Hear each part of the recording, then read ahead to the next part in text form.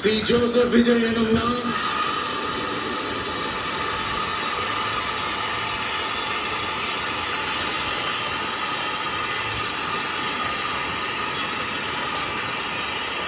சட்டப்படி அமைக்கப்பெற்ற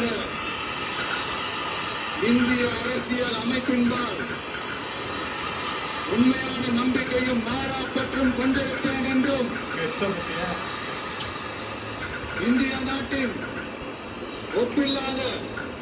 முழு முதல் ஆட்சியையும் ஒருமையையும் நிலை நிறுத்துவேன் என்றும் தமிழ்நாட்டு அரசின் முதலமைச்சராக உண்மையாகவும் உளச்சான்றின்படியும் என் கடமைகளை நிறைவேற்றுவேன் என்றும் அரசியல் அமைப்பிற்கும் சட்டத்திற்கும் இணங்க அச்சமும் ஒருதலை சார்பும் இன்றி விருப்பு வெறுப்பை விலக்கி பலதரப்பட்ட மக்கள் அனைவருக்கும் நேர்மையானதை செய்வேன் என்றும் ஆண்டவன் மீது ஆணையிட்டு உறுதிமொழிகிறேன்.